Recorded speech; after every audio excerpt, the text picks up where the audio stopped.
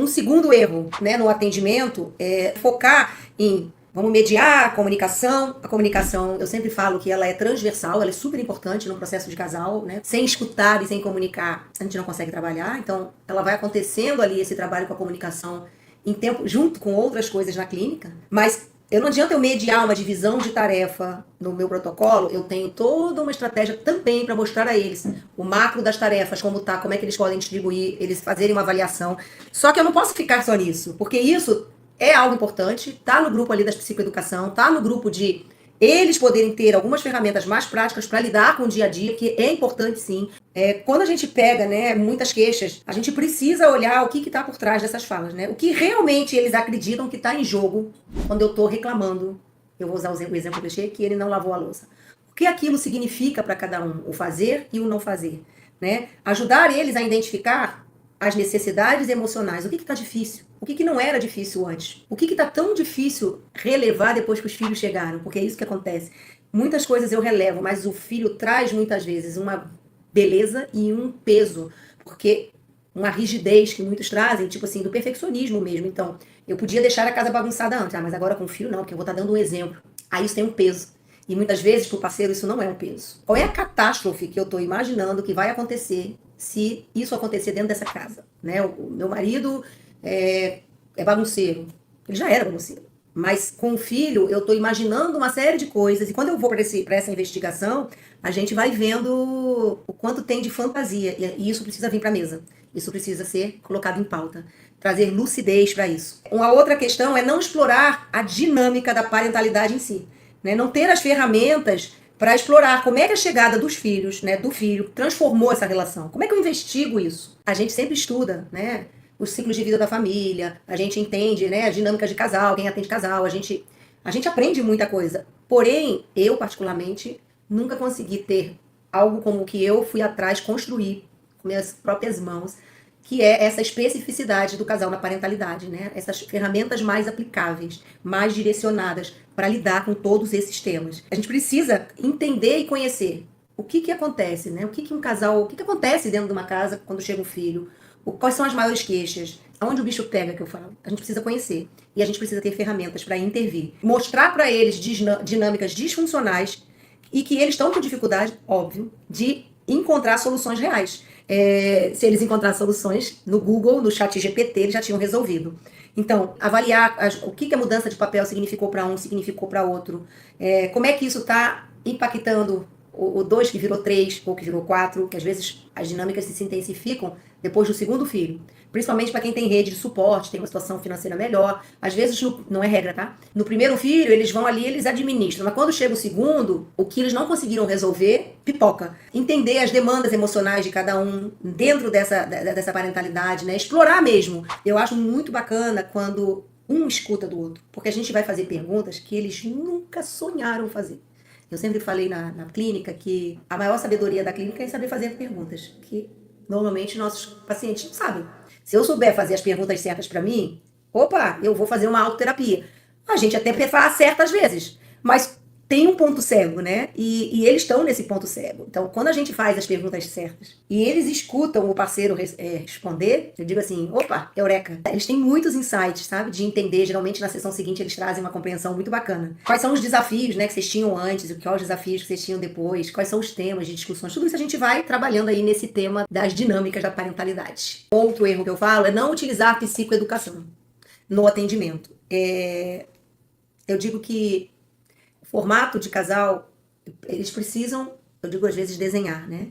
A gente precisa acolher e dizer, olha, isso que vocês estão vivendo não é só vocês. Olha só quantos casais se separam. Eu trago informações concretas. Olha quantas pessoas. Eu trago isso também na minha comunicação, né? Olha aqui, ó, olha a pesquisa, o que mostra.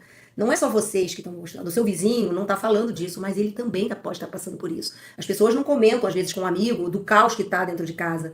Poxa, dividir tarefas é difícil mesmo. Olha como é que vocês estão dividindo. E às vezes eu trago, né?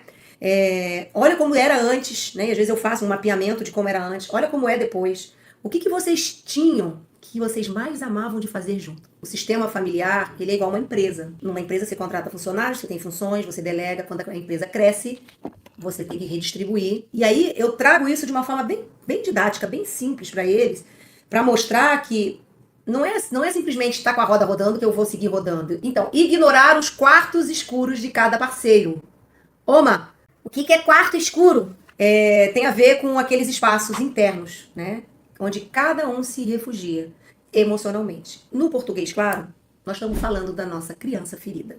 Mas eu acho o nome quarto escuro, eu uso com eles, né, na minha metodologia. Eu criei esse nome porque eu digo, qual é o teu quarto escuro? Em algum momento da sessão eu vou mostrar para eles que esse é o lugar que ele vai e esse é o lugar que o outro vai, através de observação, repetição de padrão, investigação.